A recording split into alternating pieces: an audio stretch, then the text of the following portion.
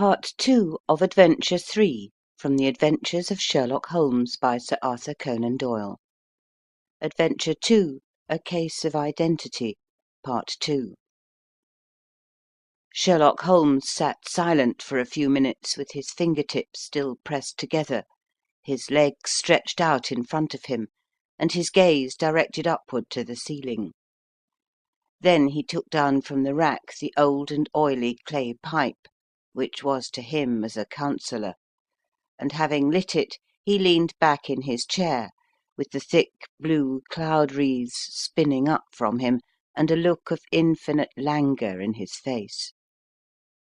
"Quite an interesting study, that maiden," he observed. "I found her more interesting than her little problem, which, by the way, is rather a trite one. You will find parallel cases, if you consult my index, in Andover in '77, and there was something of the sort at The Hague last year. Old as is the idea, however, there were one or two details which were new to me, but the maiden herself was most instructive." "You appeared to read a good deal upon her which was quite invisible to me," I remarked. "Not invisible, but unnoticed, Watson. You did not know where to look, and so you missed all that was important. I can never bring you to realise the importance of sleeves, the suggestiveness of thumbnails, or the great issues that may hang from a bootlace. Now, what did you gather from that woman's appearance? Describe it." "Well, she had a slate-coloured, broad-brimmed straw hat, with a feather of a brickish red. Her jacket was black, with black beads sewn upon it, and a fringe of little black jet ornaments. Her dress was brown, rather darker than coffee colour, with a little purple plush at the neck and sleeves. Her gloves were greyish, and were worn through at the right forefinger. Her boots I didn't observe. She had small round hanging gold earrings, and a general air of being fairly well-to-do in a vulgar, comfortable, easy-going way." Sherlock Holmes clapped his hands softly together and chuckled. "Upon my word, Watson, you are coming along wonderfully. You have really done very well indeed. It is true that you have missed everything of importance, but you have hit upon the method, and you have a quick eye for colour. Never trust to general impressions, my boy, but concentrate yourself upon details. My first glance is always at a woman's sleeve. In a man it is perhaps better first to take the knee of the trouser. As you observe, this woman had plush upon her sleeves, which is a most useful material for showing traces. The double line a little above the wrist, where the typewritist presses against the table, was beautifully defined. The sewing machine of the hand type leaves a similar mark, but only on the left arm, and on the side of it farthest from the thumb, instead of being right across the broadest part, as this was. I then glanced at her face, and observing the dint of a pince nez at either side of her nose, I ventured a remark upon short sight and typewriting, which seemed to surprise her." "It surprised me." "But surely it was obvious?" I was then much surprised and interested, on glancing down, to observe that, though the boots which she was wearing were not unlike each other, they were really odd ones, the one having a slightly decorated toe cap, and the other a plain one. One was buttoned only in the 2 lower buttons out of 5, and the other at the 1st, 3rd, and 5th. Now, when you see that a young lady, otherwise neatly dressed, has come away from home with odd boots, half buttoned, It is no great deduction to say that she came away in a hurry." "And what else?" I asked, keenly interested, as I always was, by my friend's incisive reasoning. "I noted in passing that she had written a note before leaving home, but after being fully dressed. You observed that her right glove was torn at the forefinger, but you did not apparently see that both glove and finger were stained with violet ink. She had written in a hurry and dipped her pen too deep. It must have been this morning, or the mark would not remain clear upon the finger. All this is amusing, though rather elementary. But I must go back to business, Watson.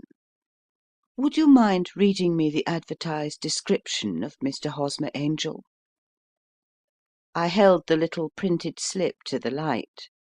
"Missing," it said, "on the morning of the 14th, a gentleman named Hosmer Angel, about 5 feet 7 inches in height, strongly built, sallow complexion, black hair, a little bald in the centre, bushy black side whiskers and moustache, tinted glasses, slight infirmity of speech. Was dressed when last seen in black frock coat faced with silk, black waistcoat, gold Albert chain, and grey Harris tweed trousers, with brown gaiters over elastic sided boots. Known to have been employed in an office in Leadenhall Street. Anybody bringing—" "That will do," said Holmes. "As to the letters," he continued, glancing over them, "they are very commonplace. Absolutely no clue in them to Mr. Angel, save that he quotes Balzac once. There is one remarkable point, however, which will no doubt strike you." "They are typewritten," I remarked. "Not only that, but the signature is typewritten. Look at the neat little Hosmer Angel at the bottom. There is a date, you see, but no superscription except Leadenhall Street, which is rather vague. The point about the signature is very suggestive. In fact, we may call it conclusive." "Of what?" "My dear fellow, is it possible you do not see how strongly it bears upon the case?" "I cannot say that I do, unless it were that he wished to be able to deny his signature if an action for breach of promise were instituted." "No, that was not the point. However, I shall write two letters which should settle the matter. One is to a firm in the City, the other is to the young lady's stepfather, Mr. Windibank, asking him whether he could meet us here at 6 o'clock to morrow evening. It is just as well that we should do business with the male relatives. And now, Doctor, we can do nothing until the answers to those letters come, so we may put our little problem upon the shelf for the interim." I had had so many reasons to believe in my friend's subtle powers of reasoning and extraordinary energy in action, that I felt that he must have had some solid grounds for the assured and easy demeanour with which he treated the singular mystery which he had been called upon to fathom. Once only had I known him to fail, in the case of the King of Bohemia and of the Irene Adler photograph. But when I looked back to the weird business of the Sign of 4, and the extraordinary circumstances connected with the study in scarlet, I felt that it would be a strange tangle indeed which he could not unravel. I left him then, still puffing at his black clay pipe, with the conviction that when I came again on the next evening I would find that he held in his hands all the clues which would lead up to the identity of the disappearing bridegroom of Miss Mary Sutherland. A professional case of great gravity was engaging my own attention at the time. and the whole of next day I was busy at the bedside of the sufferer. It was not until close upon 6 o'clock that I found myself free, and was able to spring into a hansom and drive to Baker Street, half afraid that I might be too late to assist at the dénouement of the little mystery. I found Sherlock Holmes alone, however, half asleep, with his long, thin form curled up in the recesses of his armchair. A formidable array of bottles and test tubes, with the pungent, cleanly smell of hydrochloric acid, told me that he had spent his day in the chemical work which was so dear to him. "Well, have you solved it?" I asked as I entered. "Yes, it was the bisulphate of baryta." "No, no, the mystery!" I cried. "Oh, that! I thought of the salt that I have been working upon. There was never any mystery in the matter, though, as I said yesterday, some of the details are of interest. The only drawback is that there is no law, I fear, that can touch the scoundrel." "Who was he, then, and what was his object in deserting Miss Sutherland?" The question was hardly out of my mouth, and Holmes had not yet opened his lips to reply, when we heard a heavy footfall in the passage, and a tap at the door. "This is the girl's stepfather, Mr. James Windibank," said Holmes. "He has written to me to say that he would be here at 6. Come in." The man who entered was a sturdy, middle-sized fellow, some 30 years of age, clean shaven and sallow skinned, with a bland, insinuating manner, and a pair of wonderfully sharp and penetrating grey eyes. He shot a questioning glance at each of us, placed his shiny top hat upon the sideboard, and with a slight bow sidled down into the nearest chair. "Good evening, Mr. James Windibank," said Holmes. "I think that this typewritten letter is from you, in which you made an appointment with me for 6 o'clock?" "Yes, sir, I am afraid that I am a little late, but I am not quite my own master, you know. I am sorry that Miss Sutherland has troubled you about this little matter, for I think it is far better not to wash linen of the sort in public. It was quite against my wishes that she came, but she is a very excitable, impulsive girl, as you may have noticed, and she is not easily controlled when she has made up her mind on a point. Of course, I did not mind you so much, as you are not connected with the official police, but it is not pleasant to have a family misfortune like this noised abroad. Besides, it is a useless expense, for how could you possibly find this Hosmer Angel?" "On the contrary," said Holmes quietly, "I have every reason to believe that I will succeed in discovering Mr. Hosmer Angel." Mr. Windibank gave a violent start and dropped his gloves. "I am delighted to hear it," he said. "It is a curious thing," remarked Holmes, "that a typewriter has really quite as much individuality as a man's handwriting. Unless they are quite new, no two of them write exactly alike. Some letters get more worn than others, and some wear only on one side. Now, you remark in this note of yours, Mr. Windibank, that in every case there is some little slurring over of the E, and a slight defect in the tail of the R. There are 14 other characteristics, but those are the more obvious." "We do all our correspondence with this machine at the office, and no doubt it is a little worn," our visitor answered, glancing keenly at Holmes with his bright little eyes. "And now I will show you what is really a very interesting study, Mr. Windibank," Holmes continued. "I think of writing another little monograph some of these days on the typewriter and its relation to crime. It is a subject to which I have devoted some little attention. I have here 4 letters which purport to come from the missing man. They are all typewritten. In each case, not only are the E's slurred and the R's tailless, but you will observe, if you care to use my magnifying lens, that the 14 other characteristics to which I have alluded are there as well. Mr. Windibank sprang out of his chair and picked up his hat. "I cannot waste time over this sort of fantastic talk, Mr. Holmes," he said. "If you can catch the man, catch him, and let me know when you have done it."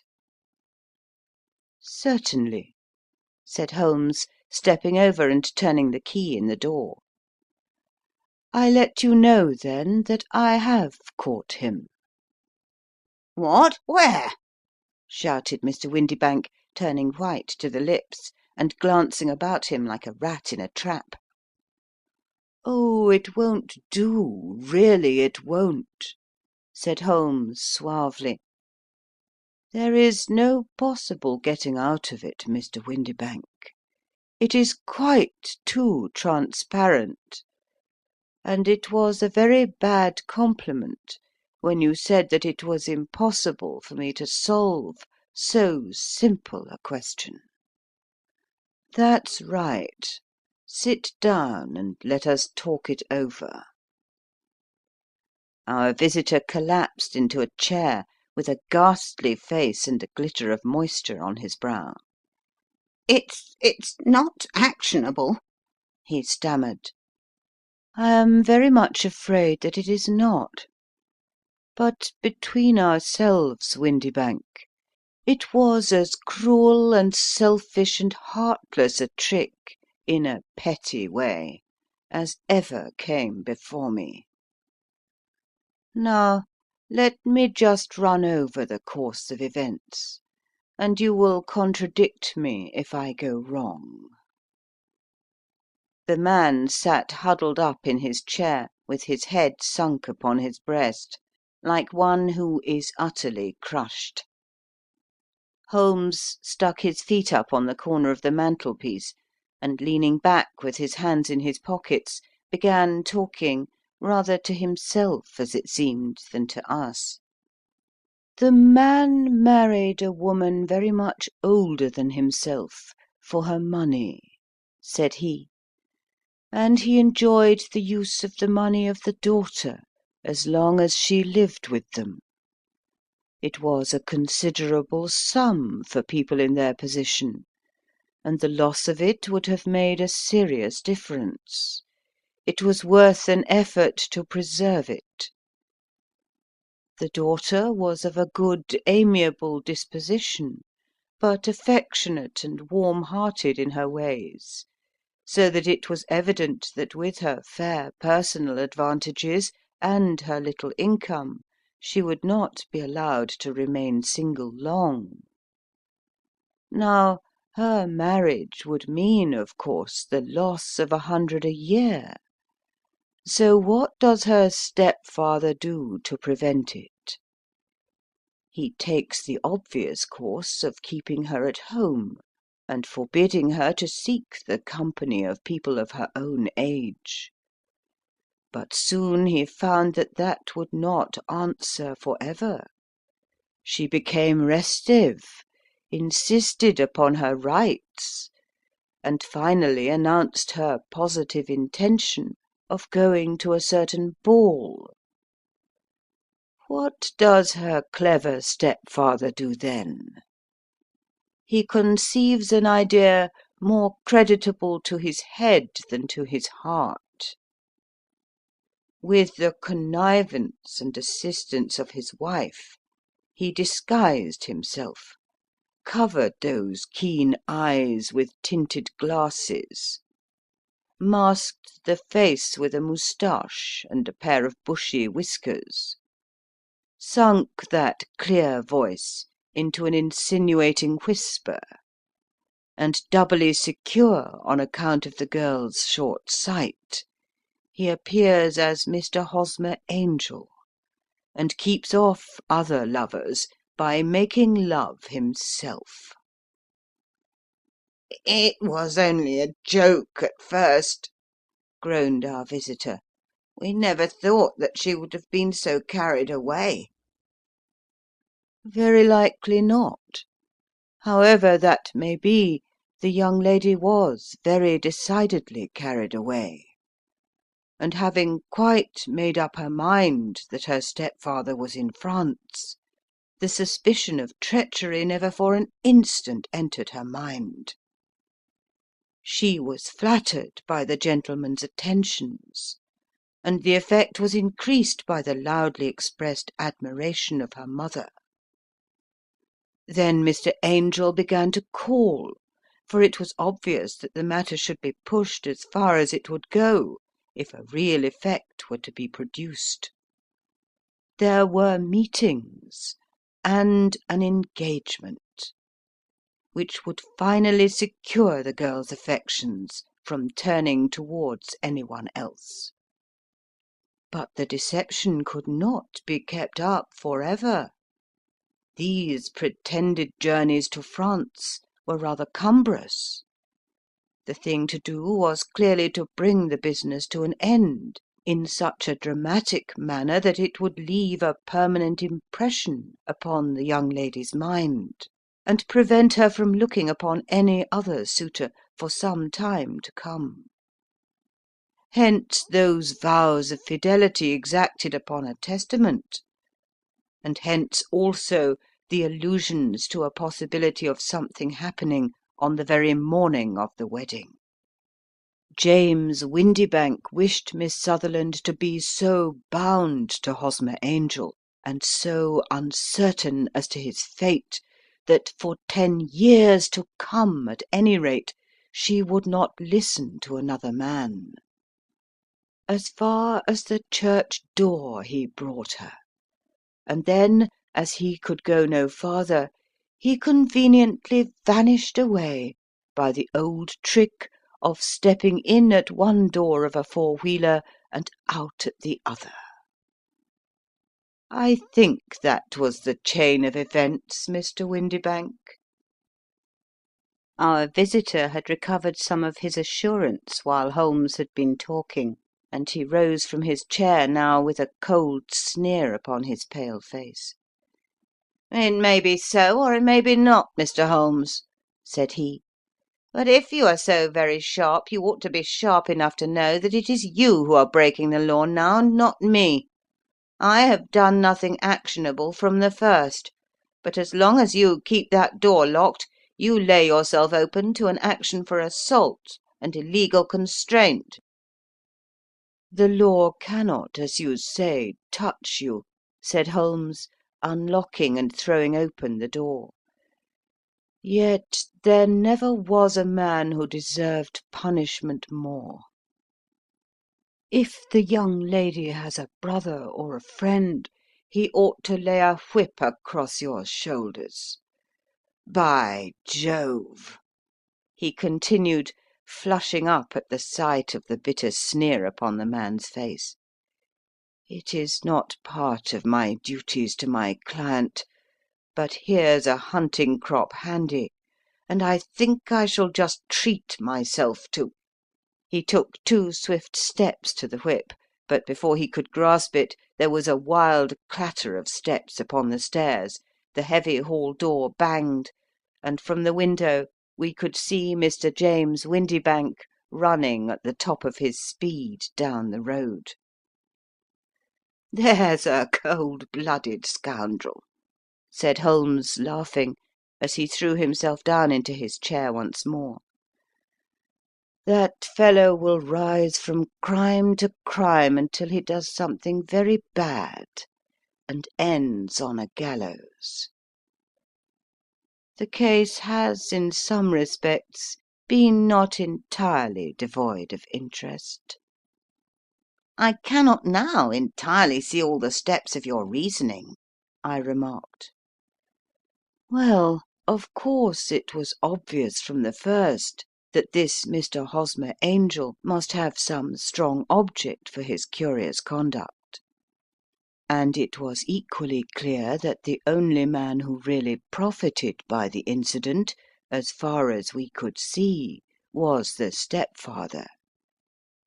Then the fact that the two men were never together, but that the one always appeared when the other was away, was suggestive. So were the tinted spectacles and the curious voice, which both hinted at a disguise, as did the bushy whiskers. My suspicions were all confirmed by his peculiar action in typewriting his signature, which of course inferred that his handwriting was so familiar to her that she would recognize even the smallest sample of it. You see, all these isolated facts, together with many minor ones, all pointed in the same direction. And how did you verify them? Having once spotted my man, it was easy to get corroboration. I knew the firm for which this man worked. Having taken the printed description, I eliminated everything from it which could be the result of a disguise, the whiskers, the glasses, the voice, and I sent it to the firm with a request that they would inform me whether it answered to the description of any of their travellers.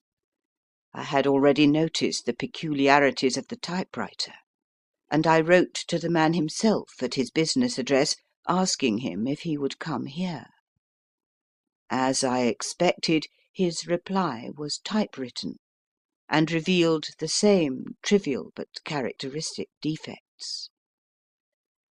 The same post brought me a letter from Westhouse and Marbank of Fenchurch Street, to say that the description tallied in every respect with that of their employé, James Windibank. Voilà tout. And Miss Sutherland? If I tell her, she will not believe me. You may remember the old Persian saying, "There is danger for him who taketh the tiger cub, and danger also for whoso snatches a delusion from a woman." There is as much sense in Hafiz as in Horace, and as much knowledge of the world. End of Adventure 3, A Case of Identity.